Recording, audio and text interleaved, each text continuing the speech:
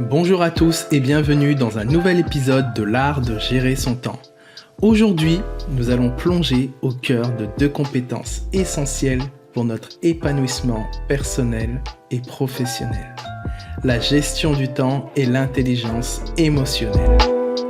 Alors bonjour à tous, bienvenue dans l'épisode de l'art de gérer son temps. Aujourd'hui, on va faire un lien spécifique entre la gestion du temps et l'intelligence émotionnelle. Donc on va voir au cours de cette émission, pendant 1 heure, je reçois Gilbert Toulier qui va nous expliquer ce qu'est l'intelligence émotionnelle, parce que c'est quelque chose qu'on entend beaucoup parler. Certains d'entre vous savent ce que c'est, mais ça mérite encore peut-être de la clarification. Donc je vais laisser Gilbert se présenter. À toi de jouer, Gilbert. Écoute, merci Chris. Bonjour à tous les auditeurs. Je m'appelle Gilbert Toulier, j'ai 58 ans. Mon premier métier à la base, c'est ébéniste. J'adorais travailler le bois. Et puis en 1992, j'ai eu un cancer, ce qui m'a obligé à remettre en question, je dirais, toute ma vie professionnelle, tout mon cursus professionnel. C'est comme ça que j'ai découvert les émotions, le monde de l'intelligence émotionnelle, et que j'en ai fait un métier qui me permet aujourd'hui d'être expert en intelligence émotionnelle. En dehors de ça, j'habite dans le Perche, en Normandie, entre Chartres et Le Mans, pour ceux qui connaissent. Et l'objectif d'aujourd'hui, eh bien, en fait, c'est professionnellement de développer un réseau d'experts en intelligence émotionnelle dans le monde entier. On a ouvert la Belgique fin 2023, on vient d'ouvrir le Canada, et on continue comme ça à développer en fait ce réseau dans le monde entier. Bravo les Français qui vont dans les pays anglo-saxons. Chapeau bas. Merci.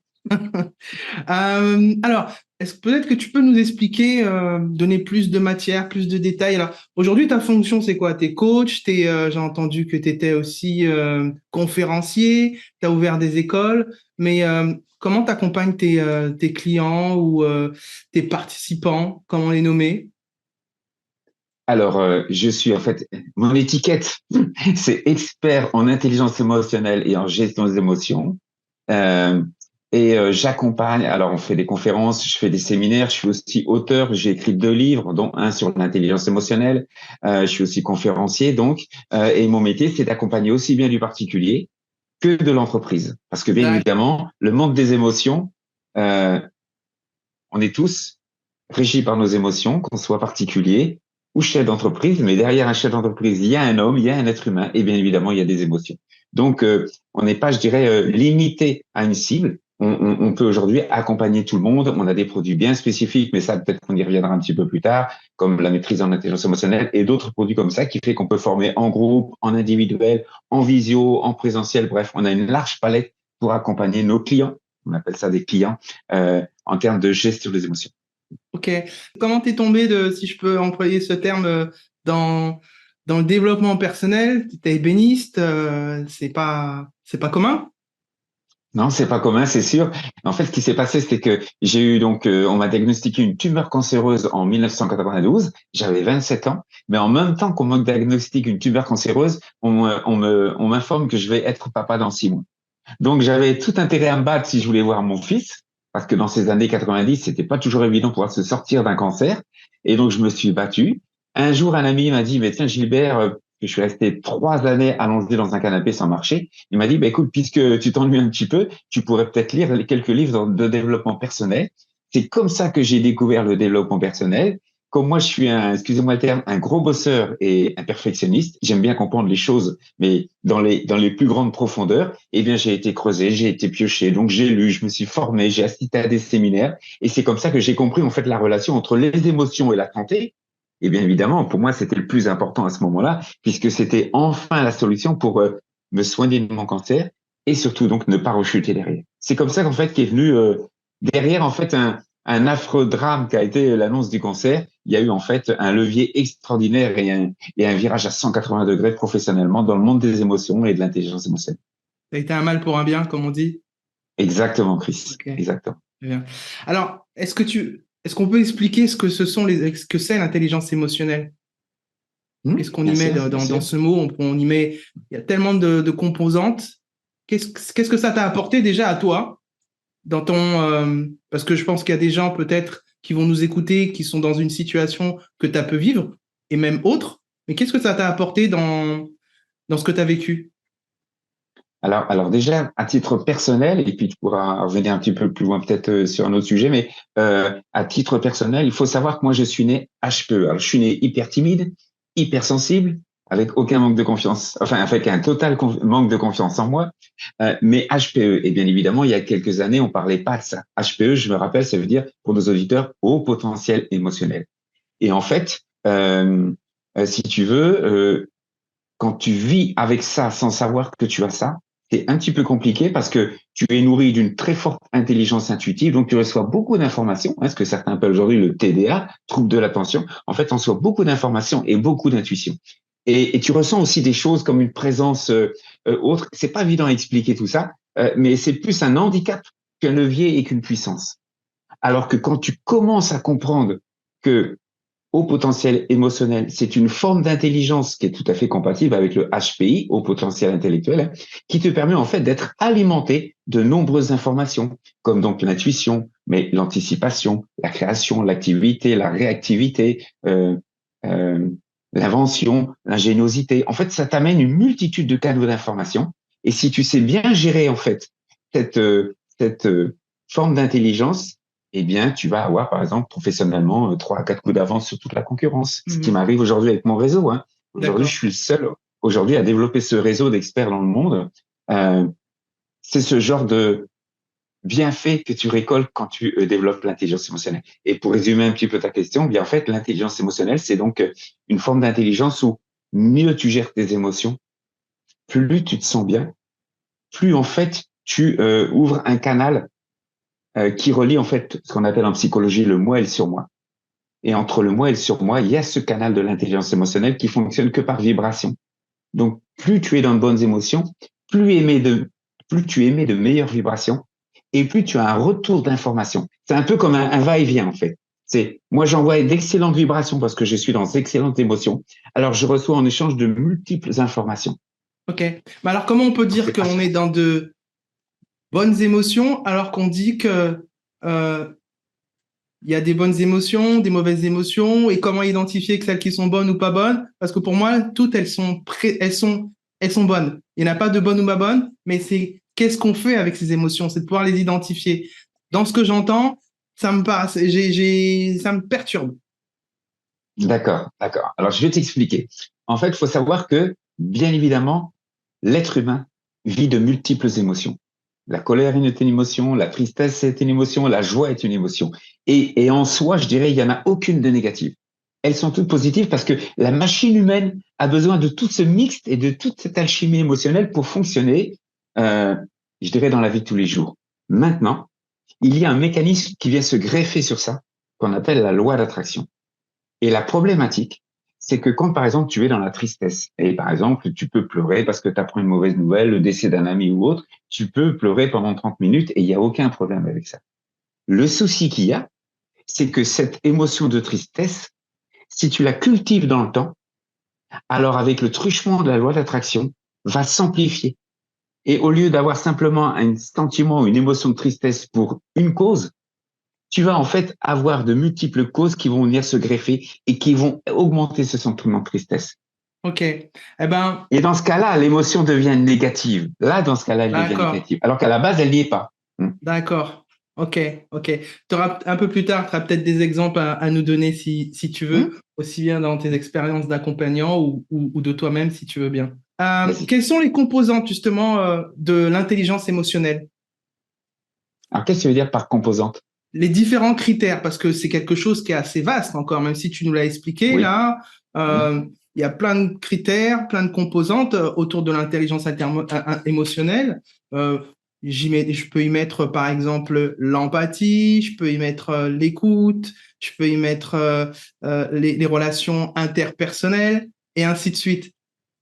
Qu'est-ce que tu pourrais OK. compléter, tu vois, si je dis juste, hein, est-ce que je dis jusque-là, parce que là, Déjà, je suis tu dis face à un juste, expert quand même. tu dis entièrement juste Christ. On va juste développer un petit peu plus, mais Bien les sûr. premières pistes sont bonnes. En fait, le premier bienfait de l'intelligence émotionnelle, c'est celle qu'on connaît tous, notamment les femmes, d'accord, qui est l'intelligence intuitive. Et souvent, pour les femmes, on parle d'intuition féminine. Donc, c'est pour ça que pour les femmes, ça résonne beaucoup plus que pour les hommes actuellement, ce terme d'émotion. Mais la première information, le premier canal d'information le plus important, c'est l'intelligence intuitive. Maintenant, il y a aussi un autre canal qu'il faut pas oublier parce qu'on vit tous grâce à ça, c'est le canal énergétique. Parce que, messieurs, toute l'énergie que l'on reçoit qui nous permet de vivre vient de cette intelligence émotionnelle. Il faut savoir qu'on est NAIT, on est avec l'intelligence émotionnelle. À d'autres canaux viennent se greffer, l'intelligence relationnelle. Et c'est pour ça qu'on parle aussi de soft skills, l'empathie, la bienveillance, l'écoute. Il y a aussi l'intelligence, je dirais, collective, l'intelligence, c'est ce que je parlais tout à l'heure, l'ingéniosité. C'est-à-dire que comme tu reçois régulièrement des informations intuitives, tu vas aussi avoir des flashs qui vont te faire par contre, par exemple, apparaître une idée nouvelle. Tu vois, par exemple, un fabricant de baskets peut être en train de chercher dans son bureau d'études l'idée géniale, l'idée novatrice, et puis d'un seul coup, il va recevoir un flash, il va avoir une basket dans sa tête et il va la dessiner. Et ça va être la basket de la décennie. C'est ce que tu appelles l'intelligence, l'information intuitive? Oui, l'information intuitive. D'accord. Je donne un autre exemple. Un jour, j'ai un neveu qui me dit, tonton, je comprends pas. Je devais dessiner la bûche de Noël. Il est pâtissier, grand pâtissier à Paris. Et je devais dessiner la bûche de Noël et je n'y arrivais pas. Et puis il me dit, tonton, je comprends pas. Je me suis arrêté à un feu rouge et d'un seul coup, dans ma tête, est venu le dessin de la bûche de Noël. C'est celle-ci qu'il a créée. Il a eu du succès avec. Bon, en fait, c'est ça. Ça, c'est encore un canal d'information supplémentaire que l'intelligence émotionnelle permet d'accéder. D'accord. Alors, est-ce que tu veux dire, je remonte sur ce que j'ai entendu un peu plus haut, les femmes sont plus intuitives que les hommes? Alors, pas forcément, mais c'est vrai que chez la femme, c'est souvent plus, je dirais, plus sous-jacent, plus proche d'un fonctionnement naturel, parce que, bien sûr, l'intelligence émotionnelle, il y a un lien important avec l'amour et la gratitude, qui sont les deux émotions les plus puissantes. Et bien évidemment, une maman avec ses enfants, quand elle met au monde ses enfants, il y a un lien tout particulier entre la mère et l'enfant. Et ce qui fait que souvent, les femmes gardent un lien plus important en termes d'intelligence émotionnelle. Moi, par exemple, aujourd'hui, j'ai 90% de mes clients sont des clientes. Parce que dès qu'elles voient le mot intelligence émotionnelle, ça résonne en elles. Et c'est normal parce qu'elles s'en servent inconsciemment tous les jours avec leur intuition féminine. Et souvent, quand on échange avec une dame, eh bien, elle dit souvent, bah, écoute, je savais pas, j'ai eu une intuition, je peux pas te dire d'où ça vient, mais il fallait que je la suive.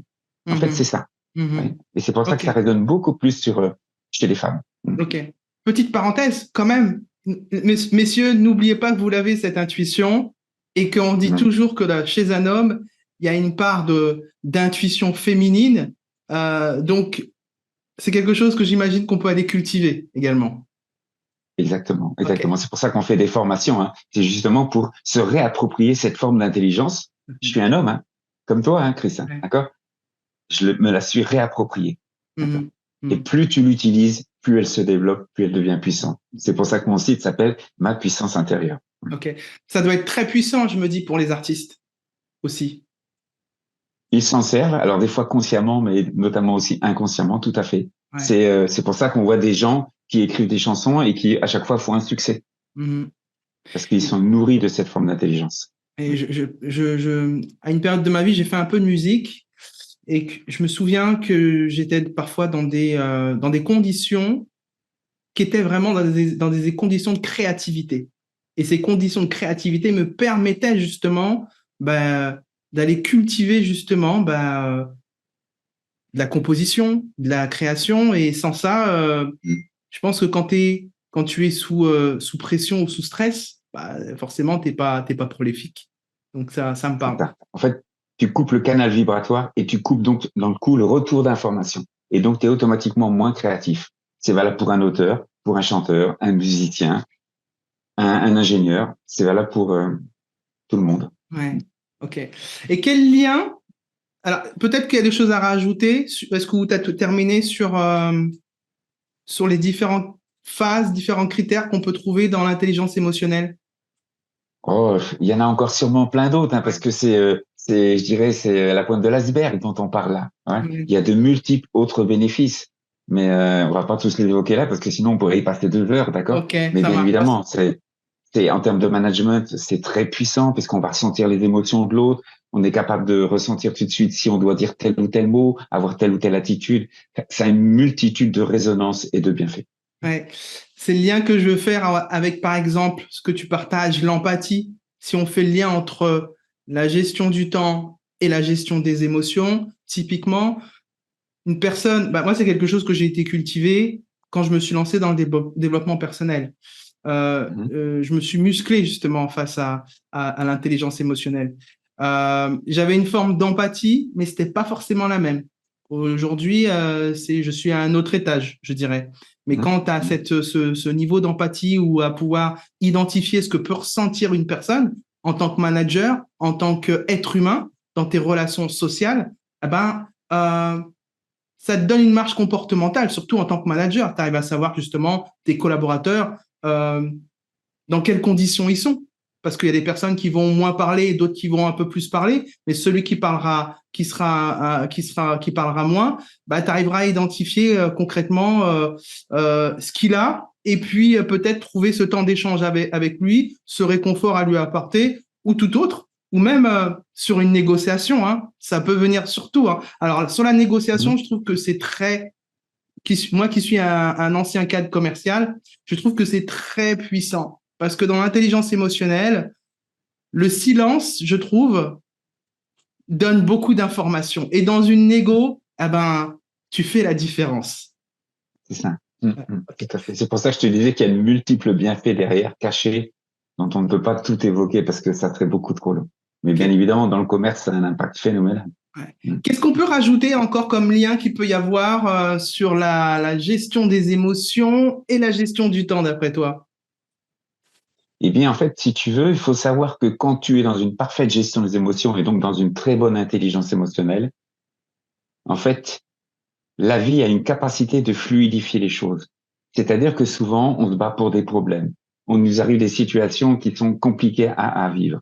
Ça, c'est quand tu es dans de mauvaises émotions, parce que bien évidemment, comme on le disait tout à l'heure, la loi d'attraction fait que plus tu as de problématiques, plus tu vas en attirer, donc tu vas passer de temps à gérer ces problématiques. Alors que quand tu es intelligent émotionnellement et que tu utilises cette intelligence émotionnelle, eh bien en fait, comme tu es capable d'anticiper tout ce qui peut arriver, un conflit, un mauvais devis, un mauvais client, on peut sentir tout ça, un mauvais coup, hein, ça arrive. Eh bien en fait, tu verras que toutes tes problématiques en fait s'envolent, je dirais, assez facilement. Et ce que certains pourraient avoir à affronter, comme par exemple une montagne, eh bien, ça va se transformer en une taupinière.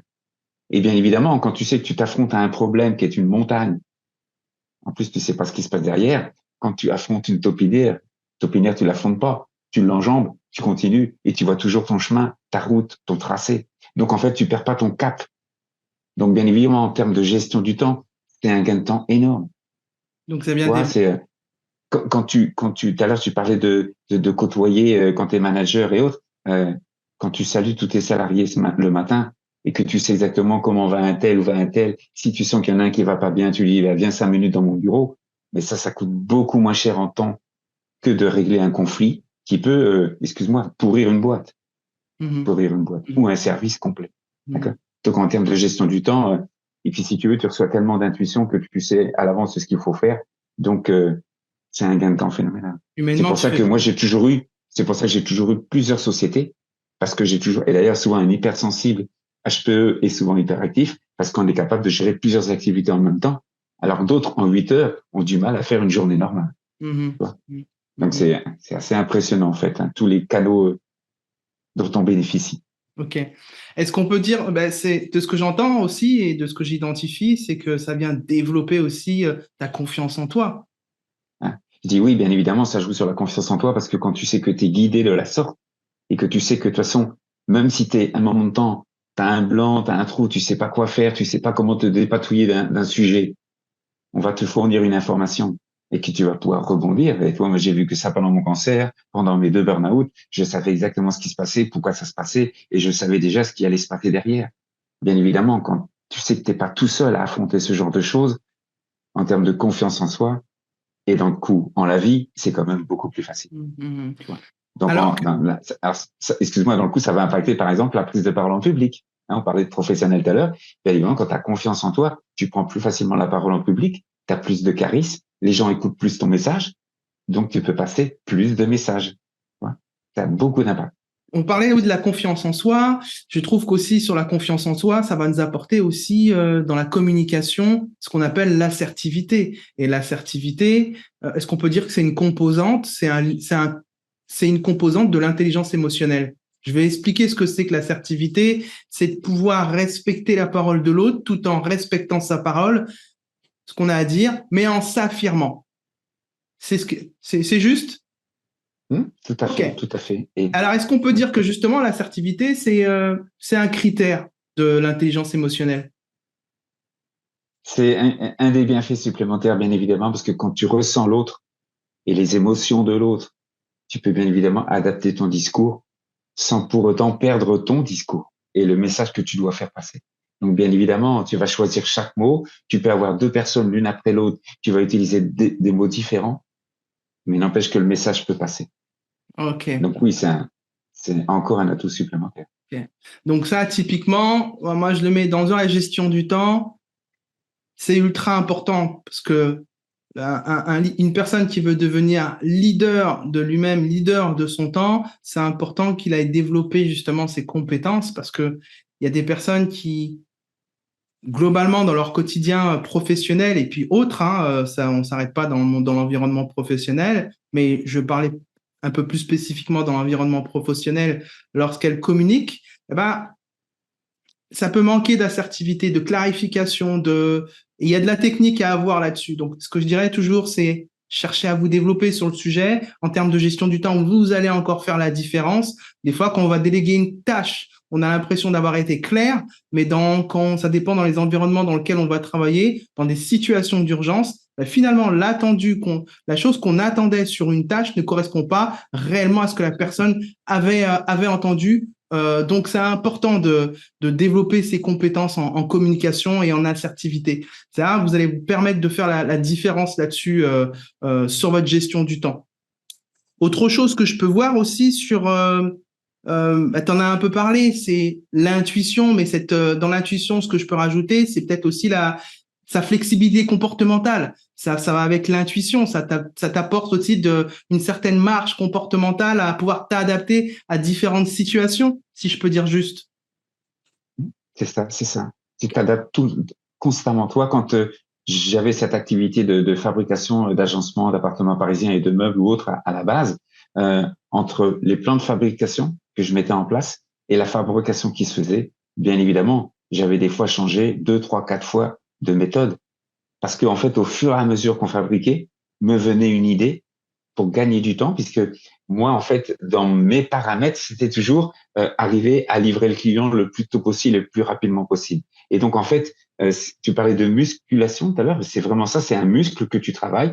Plus tu travailles ce muscle, plus il t'amène régulièrement des astuces, des solutions. Et donc, on gagnait un temps fou en termes de fabrication, parce que bien évidemment, on avait toujours une idée qui fait que, hop, on réagissait tout de suite et on gagnait beaucoup de temps. Ok. Donc, dans la Alors, gestion de temps, là aussi, ça n'a pas. ouais. Alors, je trouve que ça reste encore, peut-être que c'est moi qui le perçois comme ça, mais peut-être qu'on peut partager des stratégies pour commencer à se familiariser avec ses émotions, parce que globalement, on les a tout au quotidien, nos émotions. Euh, je vois celui que j'étais quand j'étais adolescent par rapport à mes émotions, que ce mot, c'était quelque chose d'encore d'abstrait pour moi. Mais ça m'a permis d'être un peu maître de mon véhicule, maître de moi-même aujourd'hui, de pouvoir identifier ses émotions. Aujourd'hui, toi, comment tu fais? Ce serait quoi ta préconisation par rapport à soi et ses émotions pour apprendre à vivre avec et à les identifier? Alors, c'est un travail de chaque instant, mais qui est passionnant parce que quand tu sais derrière tout le retour positif que tu peux avoir, c'est passionnant.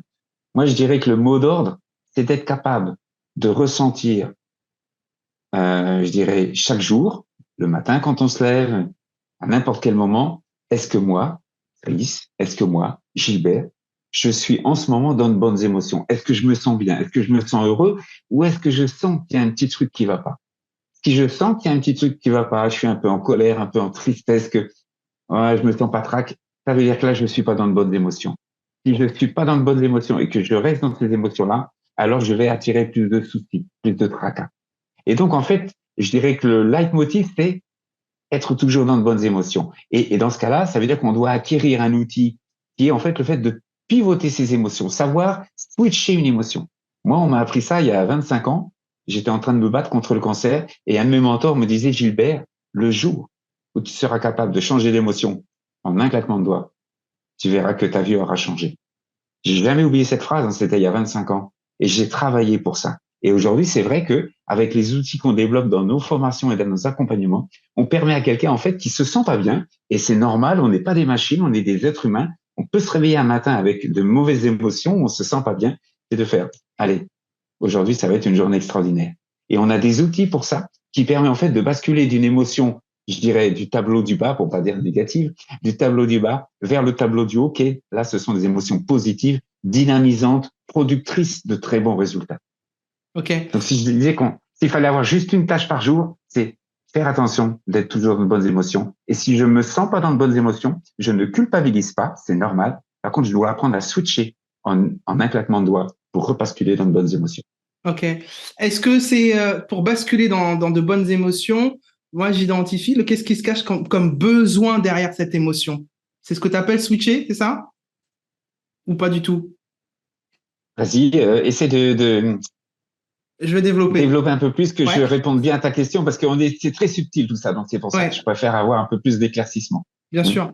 Parce que globalement, quand tu es en colère, pour moi, c'est tout à fait légitime que je peux vivre la colère ou que je peux vivre la tristesse.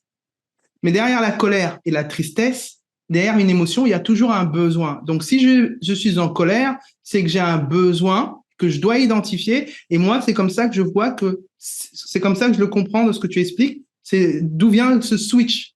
Parce que si je suis triste suite à un deuil, bah, c'est un petit peu difficile que si c'est une personne qui était proche de moi, de ce que je me dis, hein, si c'est une personne qui était proche de moi, je peux pas switcher du jour au lendemain. Mais par contre, qu'est-ce que j'avais besoin à ce moment-là? Ben, si c'est un deuil, ben, c'est que je vais peut-être pas, j'avais besoin d'être toujours en connexion avec cette personne. Je suis triste parce que c'est la personne, je la reverrai peut-être pas d'aussitôt. Voilà, c'est ça que je vais expliciter. Est-ce que c'est juste?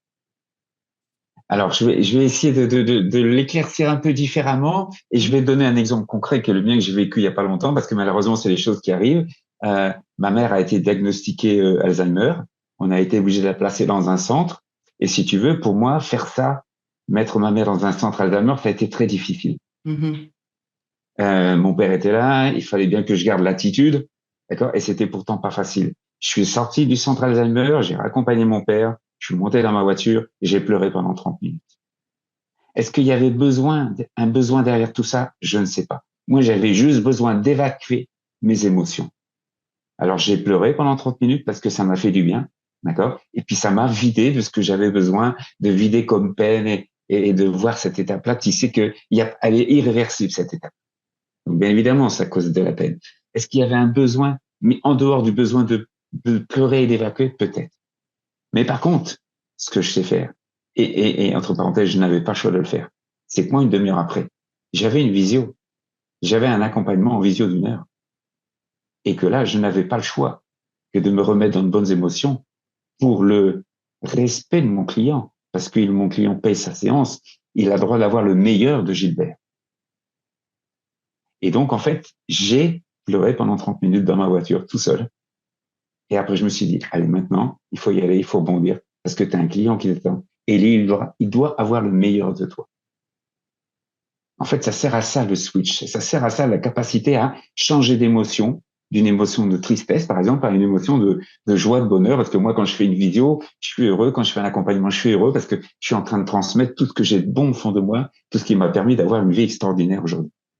Donc, je sais pas si ça explique un petit peu et ça répond à ta question, mais j'essaie de te donner, voilà, à travers un exemple concret que d'autres personnes vont peut-être pouvoir assimiler aussi. Oui, j'y mets en fait comment je l'interprète ton partage, c'est d'accueillir ces émotions, comme tu l'as dit un peu Mmh. plus tôt, et c'est ce que tu as fait. Simplement, tu veux pas refouler une émotion, mais c'est de te connecter avec, quoi qu'il arrive, te connecter avec Mmh. ce qu'elle te dit, en fait, ton émotion, et de l'accepter. Euh, Sinon, effectivement, comme on explique, ça perdurera ainsi de suite, quoi. C'est simplement le langage avec soi-même. On n'est pas forcément habitué à, à se connecter avec son intérieur, avec son soi. Mais Tout à fait. c'est ce Tout à qu'il faut fait. faire. Ouais. Tout à fait. Et c'est là qu'il faut pas que les gens culpabilisent parce qu'en fait, on nous a appris ça nulle part. Nos parents nous ont pas appris ça. À l'école, on nous apprend pas ça. Dans une école de commerce, on t'apprend pas ça. Mm. Donc, bien évidemment, on peut pas savoir le faire. Et donc, il n'y a pas à culpabiliser par rapport à ça. Par contre, il y a un intérêt certain à l'apprendre parce que, bien évidemment, derrière, on vit totalement différemment quand on gère très bien ses émotions, qu'on les maîtrise et, euh, euh, et qu'on puisse aller dans le haut, dans le bas très facilement, passer d'un état à l'autre très facilement. Bien évidemment, c'est un plus énorme. C'est un Ok. plus énorme. Ça, tu vois, moi, du peu que j'entends là, c'est un peu plus facile pour moi enfin, pour nous de pouvoir le dire, mais c'est vrai que je me dis que waouh, le bénéfice que ça peut avoir quand même d'aller développer ce soft skill, cette compétence, euh, c'est vraiment bénéfique. Enfin, moi, je le vois ne serait-ce qu'au quotidien. Dans mon métier, ça facilite. Je dis pas qu'il y a des moments où je ne suis pas en stress, bien sûr. Je dis pas que ou autre, mais ça me facilite dans le quotidien. Euh, dans tous les métiers, j'imagine. Dernièrement, on entendait parler, je sais pas si tu aimes le sport, tel que le foot. Oui, oui, Et j'adore tous les sports. ok. Et dernièrement, j'entendais dans le foot, ils disaient, oui, les footballeurs français sont pas très efficaces pour tirer les séances de tir au but. Ouais, Ça te parle, ça? oui, ça me parle, oui, j'ai vu ça. Et ils ont mis justement cette notion de gestion des émotions, mais complètement, quoi. Après, c'est vrai qu'il y a d'autres techniques qui viennent derrière, mais c'est sûr, quand tu as des forts enjeux, un fort enjeu, c'est quelque chose qui est, c'est pas le même pour tout le monde, mais quand tu as de forts enjeux, bah ouais, si t'es pas familiarisé avec tes émotions, ça devient compliqué là. Tu te laisses submerger et guider C'est par ça, tes émotions c'est ça. et t'es plus maître de toi-même. C'est exactement ça. C'est exactement. C'est pour ça que ça a de multiples bienfaits de travailler en fait ce sujet-là et Mm, de se former sur ce sujet-là. mm. Est-ce que sur la prise de décision, ça peut être quelque chose de bénéfique aussi? Oui, automatiquement aussi parce que sur la prise de décision, en fait, tu sais instantanément à travers ton intelligence intuitive la décision que tu dois prendre. Toi, par exemple, moi, je saluais toujours mes salariés tous les matins, hein, qui partent à 8 heures ou des fois ils partaient en pause à 6 heures du matin. Je me levais, j'allais les voir, je passais dans l'atelier. Et en fait, à chaque fois qu'on me disait, tiens, Gilbert, là, on aurait besoin d'une machine, on aurait besoin de telle ou telle chose, je savais à l'instant T si je devais dire oui ou non. Mhm, Je mhm, savais s'il fallait cette machine-là ou pas. Parce que, en fait, tu es nourri d'informations. mhm. Donc, bien évidemment, sur la prise de décision, toi, je pensais un peu à cet exemple-là pendant que tu parlais du sport, parce que je pensais à la gestion de conflit.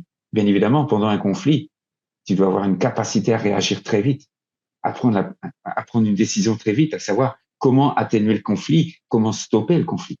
Et ça se ressent. Parce que tu es capable de sentir les émotions de chacun, tu es capable à ce moment-là de dire le mot qui va apaiser, de prendre la décision qui va apaiser, peut-être d'aller boire un café, de pouvoir discuter tranquillement, d'apaiser les choses et d'atténuer des fois un conflit qu'on peut des fois très facilement apaiser simplement parce que par l'écoute, la reco, la bienveillance, on peut apaiser beaucoup de choses. Mhm. Mais tout ça, c'est une question de ressenti, de flair. Toi, si en face, tu mets quelqu'un qui va être plus cartésien, où il va falloir qu'il aille chercher sa notice et son mode d'emploi en 10 points de comment on atténue un conflit, ça va être très compliqué. Tu Mhm. vois, quelqu'un qui est instinctif, bien évidemment, il sait à l'instant T ce qu'il doit dire, ce qu'il doit faire. Mhm. Ouais. Alors, Bien évidemment, c'est un plus.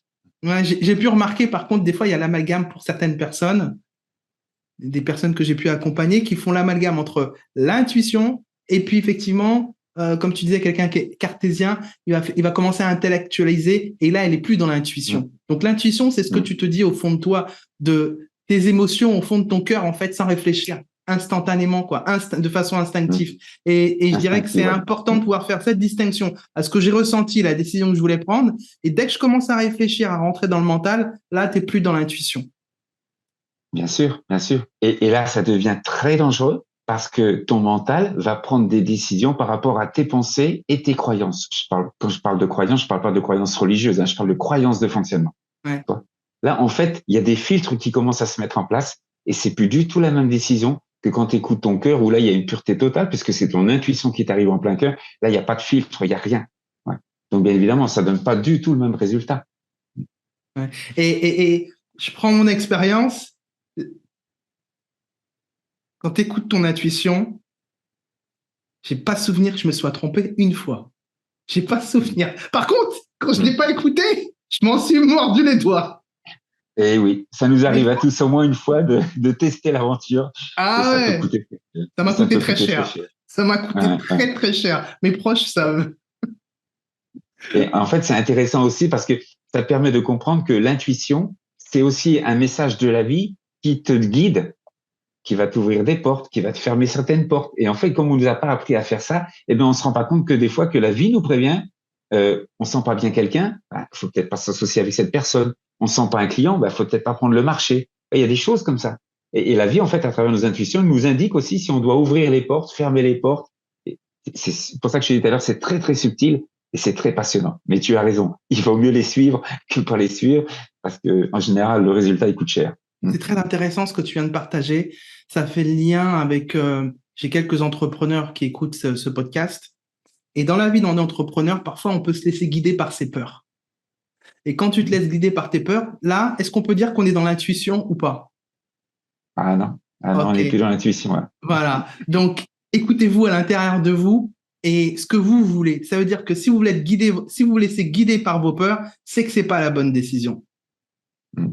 Ok. Tout à fait, tout à fait. Et ça, c'est un cap très difficile à passer dans le développement personnel. Ça peut prendre beaucoup de temps. Là aussi, il faut pas culpabiliser parce que arriver à dépasser toutes ces peurs, il y a des outils aussi pour ça. Il y a des clés pour ça. C'est vraiment un cap très, très compliqué. Tout à fait. Mais par contre, quand tu arrives à dépasser toutes tes peurs et que tu as compris certaines choses de la vie, bien évidemment, c'est un tapis rouge qui se déroule devant toi. Bien sûr, Donc, ça change tout. Ça change tout. c'est une légèreté dans ce quotidien, quoi. C'est ça, c'est ça. Alors, je repense à ce que tu m'as partagé, ce que tu nous as partagé en début d'émission. Euh, Mhm. à l'époque, c'était vu comme un handicap de pouvoir avoir cette compétence que tu avais, en fait. Aujourd'hui, c'est beaucoup Ouais. plus. Et puis, donc, ça veut dire comme c'est vu comme un. Enfin, si je dis juste, hein, dans les années Vas-y, 90 vas-y, avant. dis-moi. Et, Mhm. alors que vu que c'est vu comme un handicap, tu as du mal à l'accepter, d'avoir cette Mhm. compétence. Mhm. Mhm.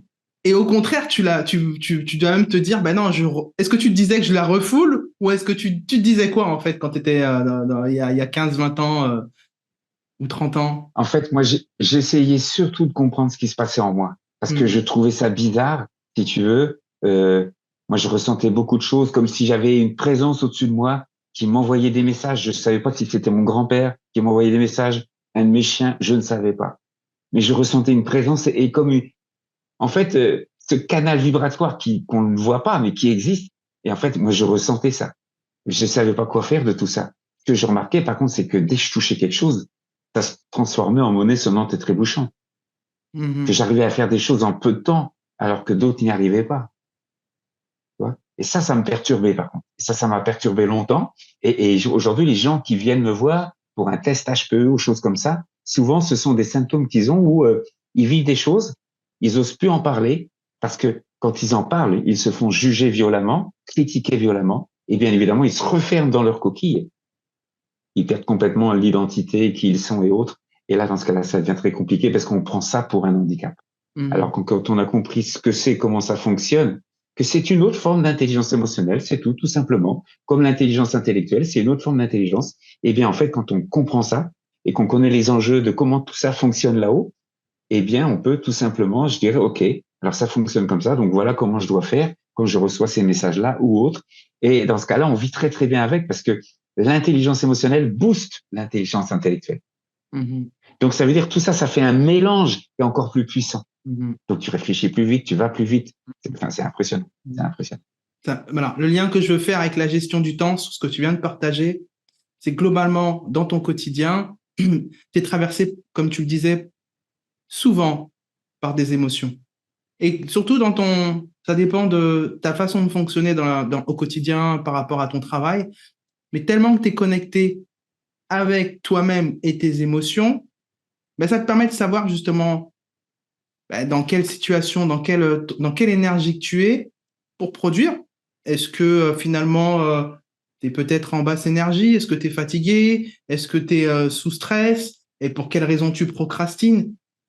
Tu t'écoutes tellement, t'as une oreille interne que justement, bah, tu arrives à être beaucoup plus prolifique parce que tu vas te dire peut-être que si j'ai pas la ressource en moi pour pouvoir le faire, j'ai peut-être des personnes qui peuvent m'aider à le réaliser. Si je suis manager, si je suis dirigeant, si je suis dirigeant, peut-être qu'en solopreneur, je vais certainement déléguer. Moi, il y a des tâches que je vois, en fait, elles sont énergivores pour moi. Et tellement qu'elles sont Mm. énergivores, ça peut me mettre sous stress. Et je me dis, non, faut pas que je le gère.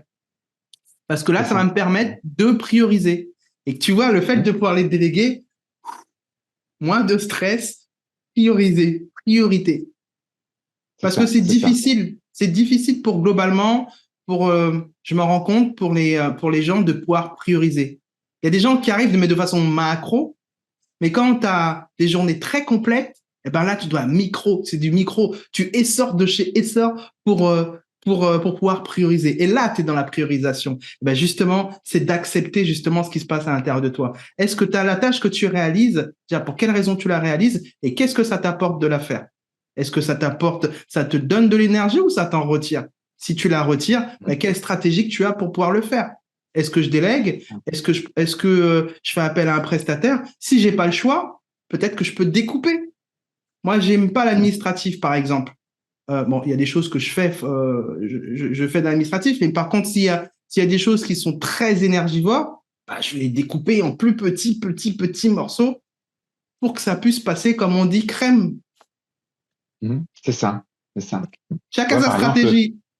voilà, nous, les émotionnels, et il y a peut-être sûrement dans ton auditoire des gens qui sont aujourd'hui, ça résonne tout ce qu'on est en train de dire en ce moment. Mais tu vois, moi qui suis émotionnel, moi, la comptabilité, pour moi, c'est un truc complètement abstrait, même si je suis très bon en calcul mental. Mais alors, la comptabilité, ça ne m'intéresse pas du tout.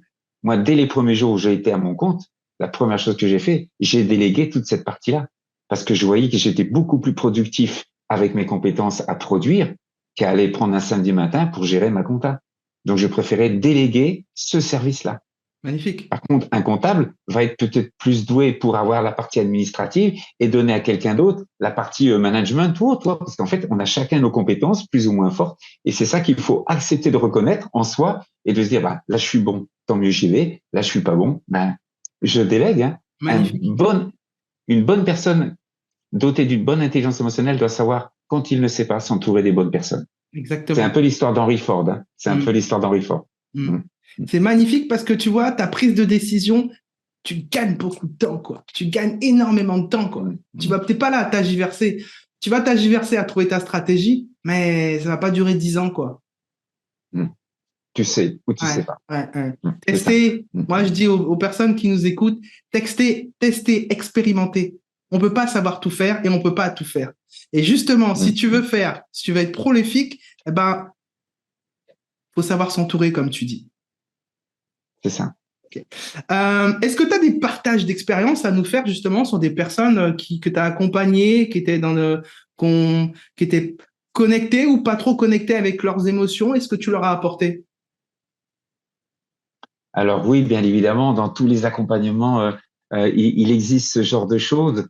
Alors je vais vous donner un des derniers exemples. Je sais pas si ça peut parler à l'auditoire, mais c'est une cliente à moi qui n'allait pas bien du tout parce qu'elle était dans de mauvaises émotions à cause du professionnel. Elle voulait même mettre fin à ses jours quand je l'ai rencontrée la première fois, quand elle m'a appelé la première fois. Et en fait, j'ai discuté une petite heure avec elle. J'ai essayé de comprendre le mécanisme, de lui donner déjà deux, trois petites clés pour qu'elle puisse aller mieux, puisque elle m'a appelé le mardi et on s'est vu le samedi matin. Et en fait, elle a mis en pratique ces clés-là.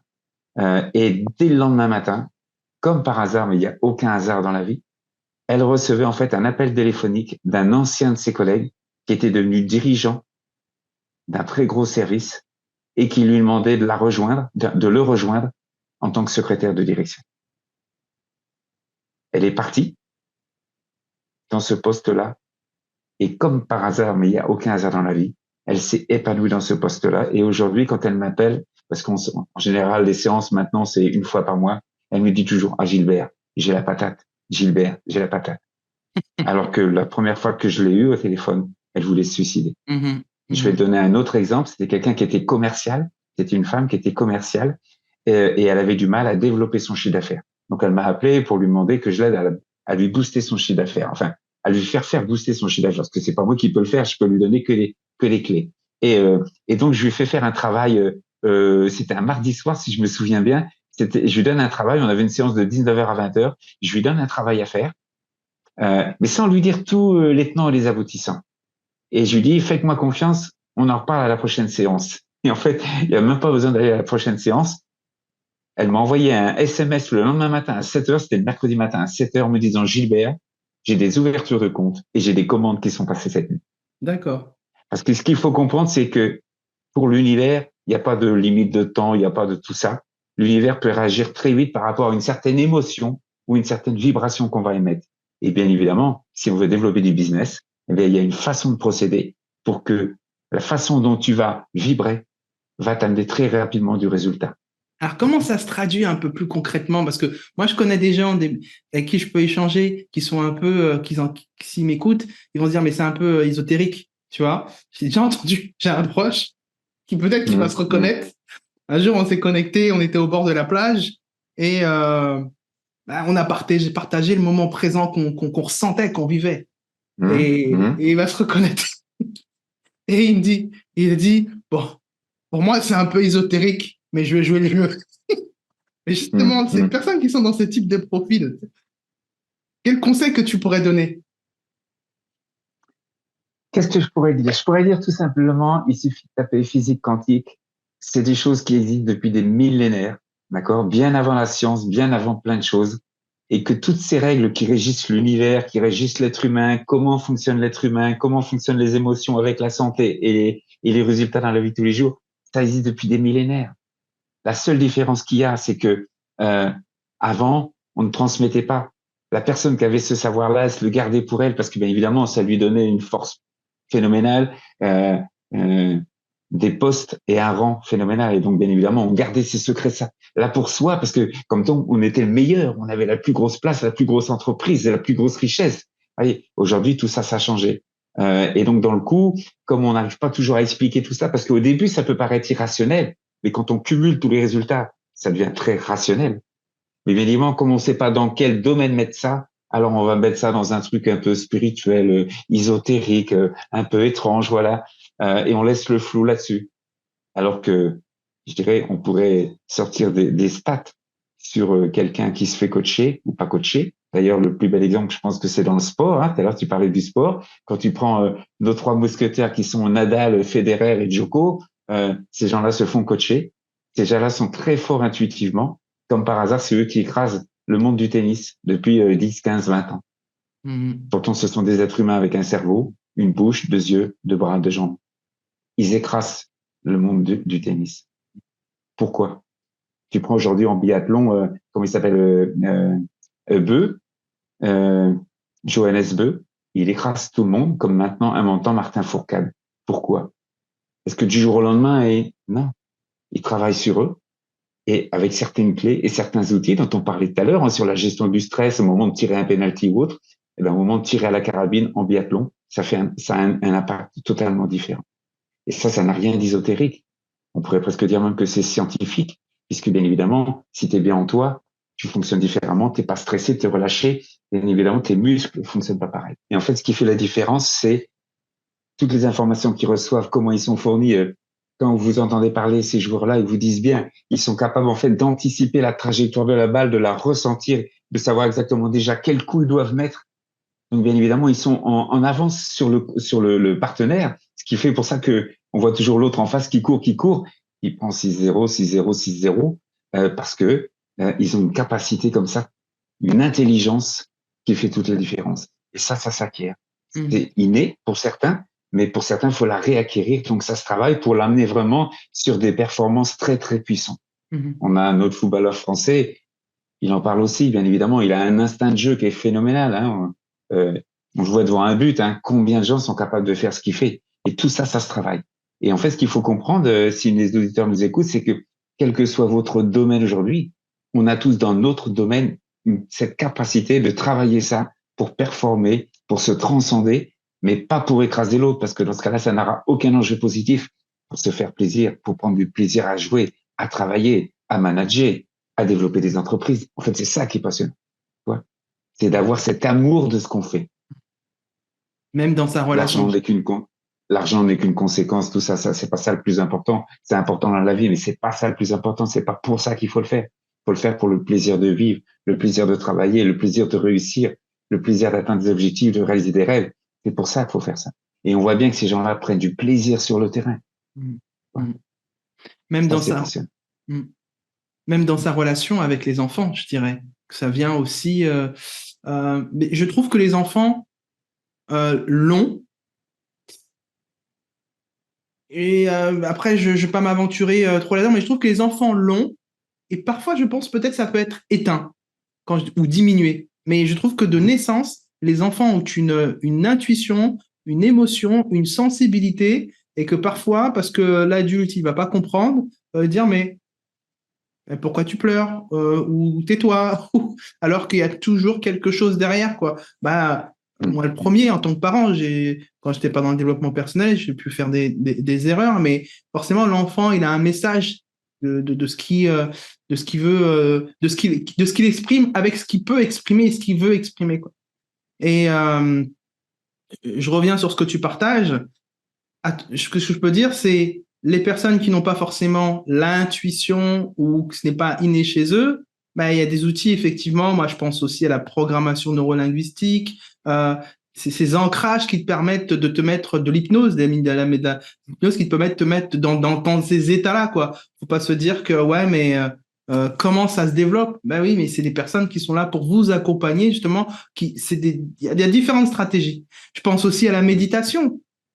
La méditation peut t'aider aussi à te reconnecter à toi, justement, à ce que tu ressens à l'intérieur de toi, à te recentrer et puis t'apporter une certaine sérénité et pour accomplir ce que tu as à accomplir au quotidien, quoi, dans toutes tes activités. Mais globalement, je trouve que moi, ce que ça m'a renvoyé, ce que ça m'a produit, je dirais, c'est automatique, dans le sens où automatiquement j'ai été dans l'empathie. Automatiquement, j'ai été dans l'écoute. Je trouve que c'est en cascade que ça vient te développer.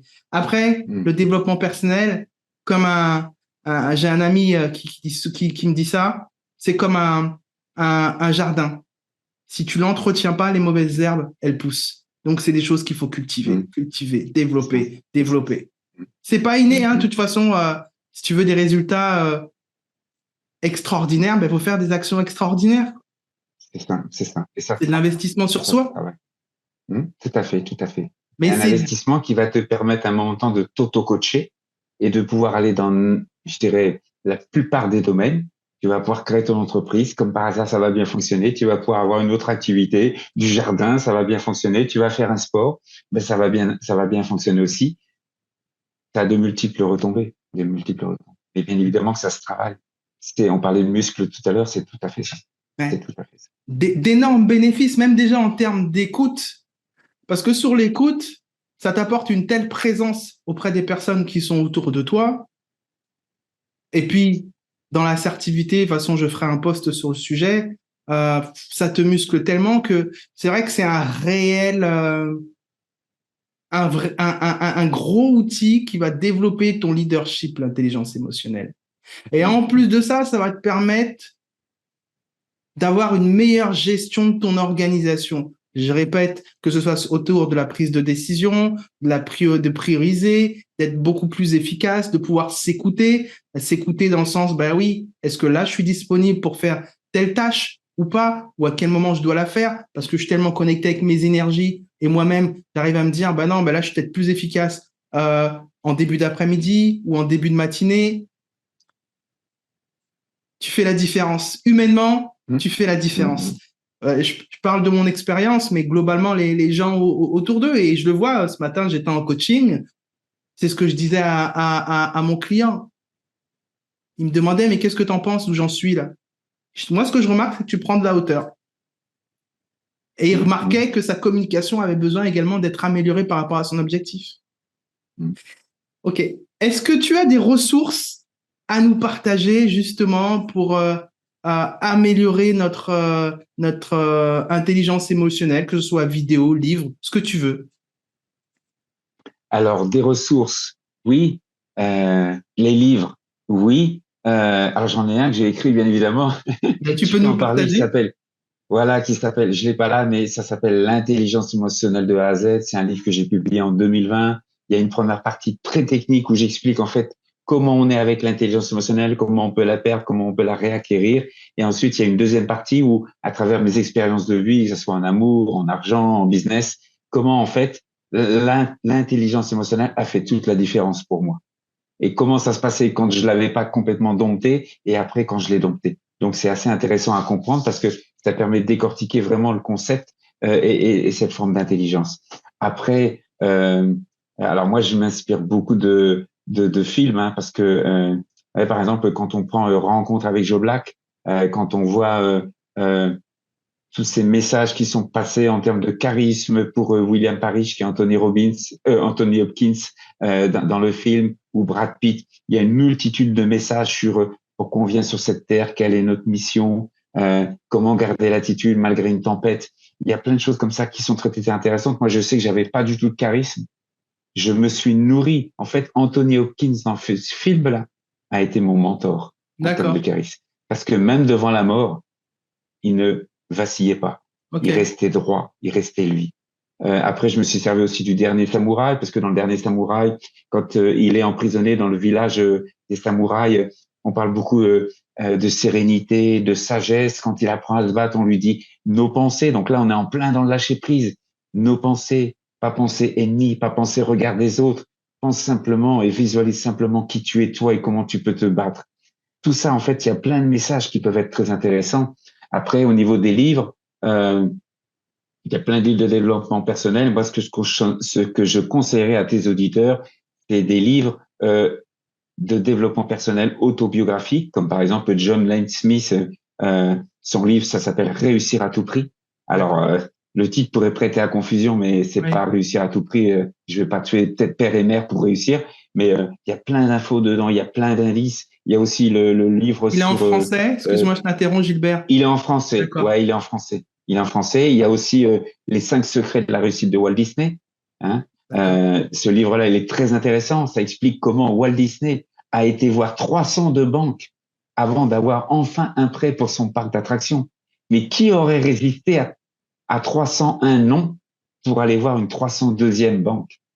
Oui, là, il en faut hein, dans le Et cerveau. ça, tu D'accord? dirais que c'est de l'intelligence émotionnelle, ça, la persévérance? Bien sûr, parce qu'il faut pas lâcher, il faut pas lâcher. Et en fait, si tu veux, quand tu sais qu'au plus profond de toi, ce que tu fais, c'est bien, Oui. eh bien, il faut tenir, Et là, malgré les échecs, malgré la critique, malgré les noms que tu peux recevoir. Bah oui, c'est de la résilience, c'est de la persévérance. Bien sûr que ça en fait partie. c'est Ça c'est t'aide en fait à la renforcer c'est de la confiance en soi. Enfin, on en parlait tout à l'heure, l'estime de soi, confiance en aussi, soi. Ouais, ok. Ok. aussi, Très bien. aussi. Ok. Autre chose? Peut-être que tu peux nous parler de justement, de tes écoles, de tes accompagnements. Comment on fait pour justement rentrer dans tes promos? C'est quand la prochaine? Alors là, les prochains, en fait, grands événements, ce sont des séminaires que je fais. Donc, un séminaire professionnel sur la gestion des émotions. Et en fait, j'en fais un, alors je prends les dates pour pas dire de bêtises, le 27 et 28 mai, là, c'est un séminaire en visio pour des gens qui D'accord. peuvent pas forcément se déplacer. Et ensuite, il y en a un autre le 11 et 12 juin. Par contre, lui, il est en présentiel, il est dans mes locaux ici en Normandie, dans le Perche, entre Chartres et Le Mans. Et en D'accord. fait, l'objectif de ces séminaires, c'est d'apprendre par des outils très simples et des savoir-faire très simples comment on peut analyser rapidement ses émotions et comment on est capable, en un claquement de doigts, de passer d'une émotion basse à une émotion haute, d'une émotion négative à une émotion positive. Et comment, à travers ce tableau des émotions, comme je l'appelle, eh bien, on peut très facilement manager et guider les gens à rester dans de bonnes émotions, parce que bien évidemment, c'est utile pour nous, mais ça peut être utile pour tous nos collaborateurs, que ce soit la secrétaire à l'atelier de production, dans un bureau d'études. Aider les gens à être dans de bonnes émotions va changer tout dans l'entreprise. Les relations, le rayonnement de l'entreprise. Hein, on parle souvent de la marque employeur, mais si les salariés sont heureux, c'est eux qui font la marque employeur. Si un service commercial est heureux, c'est lui qui fait la marque employeur. Si un service après-vente où ça se passe pas bien au téléphone, ça s'entend. Si ça se passe bien, ça s'entend aussi. C'est eux qui font la marque employeur. Donc, bien évidemment, ça a de multiples retombées. Et je parle pas, comme tout à l'heure, on disait, du business, du chiffre d'affaires qu'on peut avec des croissances à 2 chiffres, parce que c'est facile aujourd'hui de pouvoir développer 10% de croissance quand on développe l'intelligence émotionnelle au sein de ses équipes commerciales. Donc, il y a de multiples impacts. Et c'est pour ça que je fais ces séminaires-là, parce que en 2 jours, c'est 14 heures de formation, c'est 2 jours, mais on peut apprendre énormément sur ses propres émotions, mais aussi sur les émotions de nos collaborateurs. Ok. Et ça, on va éviter bien évidemment le turnover. Excuse-moi, on va éviter le turnover, les licenciements en cascade, enfin les absences pour souffrance au travail. Bref, on atténue beaucoup de choses, beaucoup de mots MAUX. On en entend beaucoup parler, enfin on en entend, c'est même pas entendre, c'est des choses qui sont beaucoup plus présentes dans le monde de l'entreprise, que ce soit de la formation ou de l'accompagnement des collaborateurs, parce que c'est des choses que tu dois certainement faire et que je fais également. Donc je trouve qu'il y a une évolution, c'est bien, c'est une bonne chose. Oui, il y a une prise de conscience, tout doucement, il y a une prise de conscience. Et où est-ce qu'on peut te trouver sur la toile? Alors, le plus simple, c'est de faire Gilbert Toulier sur LinkedIn, d'accord? Là, vous allez me trouver très facilement. Sinon, après, il faut aller sur mon site, mais il y a un lien sur mon profil LinkedIn, c'est plus facile. Ça s'appelle http://ma-puissance-intérieure.com. Là, c'est mon site et c'est là qu'on voit tous les produits, tous les services que l'on propose. Mais le plus simple, c'est d'aller sur LinkedIn et vous me demandez une connexion et voilà. D'accord. Je réponds, je suis assez réactif. Je mettrai tous les liens des ressources que tu as partagées dans la description de l'épisode. Merci. J'ai une dernière question à te poser. Qu'est-ce qui t'émeut le plus? On va parler du sport. Toutes les victoires m'émeuvent. Parce que je sais trop ce qu'un sportif, mais comme un chef d'entreprise, doit endurer pour gagner la médaille d'or, pour gagner la Coupe du Monde. Pour un chef d'entreprise, c'est de réussir son entreprise. Ça demande tellement d'efforts, tellement de sacrifices, tellement d'humilité pour évoluer, pour changer, pour se remettre en question à chaque instant. Toute victoire m'émeut. Toute. Je comprends. Okay. Est-ce que j'ai dit une dernière, mais finalement, il y en avait toujours une dernière encore. C'est pas grave. Est-ce que tu aurais une question à me poser avant qu'on se quitte? Une question à te poser avant qu'on se quitte. Pourquoi tu fais tout ça? Déjà parce que j'aime ce que je fais. Donc, c'est de la transmission et du partage. Et je nous vois et je me vois comme des colibris. Ça, c'est une chose. Et autre chose, c'est que je suis galvanisé par la gestion du temps et la productivité. Et que derrière la gestion du temps et de la productivité, il n'y a pas que des lois, en fait. Il n'y a pas que de la technique. Il y a plein d'autres critères qui sont liés avec. Et quand on ne sait pas, en fait, comment on peut améliorer son temps, et surtout aujourd'hui, on est dépassé, j'entends, beaucoup de gens ils se disent dépassés par leur temps, c'est de partager des stratégies et puis ouvrir les esprits. Voilà pour quelle raison je fais ça et que c'est un sujet. Moi, c'est un proche qui était dans le développement personnel et c'est le premier que j'ai entendu qui m'a partagé sa vision du pas du développement du temps personnel, de la gestion du temps, et je me suis dit waouh. Et de là, je l'ai pris différemment à la gestion du temps. Je me suis dit waouh, et de là, c'est the sujet pour moi. D'accord. Ok. Ouais, excellent. Plus on contribue pour la planète, plus on contribue pour l'être humain, plus ça nous offre une vie extraordinaire. Donc, félicitations. Et puis, merci pour ton invitation. C'est un grand plaisir. Je te remercie d'avoir été avec nous sur cet épisode de l'art de gérer son temps. Je partagerai l'ensemble de tes ressources. Je vous dis à très bientôt à toutes et à tous qui nous avez écoutés. J'espère qu'on a été utile, que ça vous servira. Ce que je dirais, c'est tester, expérimenter. Un dernier mot, Gilbert? Merci à tous pour votre écoute. Merci à toi pour ton invitation. Et ayez confiance en vous, ayez confiance en la vie et réalisez-vous parce que c'est le plus beau cadeau qu'on puisse se faire. Et le premier récompensé est toujours celui qui fait le travail. Donc, voilà, investissez sur vous et réalisez-vous. C'est ça le plus important. C'est la fin de cet épisode sur la gestion du temps et l'intelligence émotionnelle. Un grand merci à Gilbert pour sa participation et son expertise partagée aujourd'hui. J'espère que vous avez trouvé cet épisode enrichissant. Si vous avez apprécié cet épisode, pensez à le partager avec vos proches et laissez un avis 5 étoiles et un commentaire sur votre plateforme d'écoute préférée. Ça donne de la force. Restez inspirés, engagez-vous dans l'action et je vous retrouve très bientôt pour un nouvel épisode de l'art de gérer son temps. Prenez soin de vous.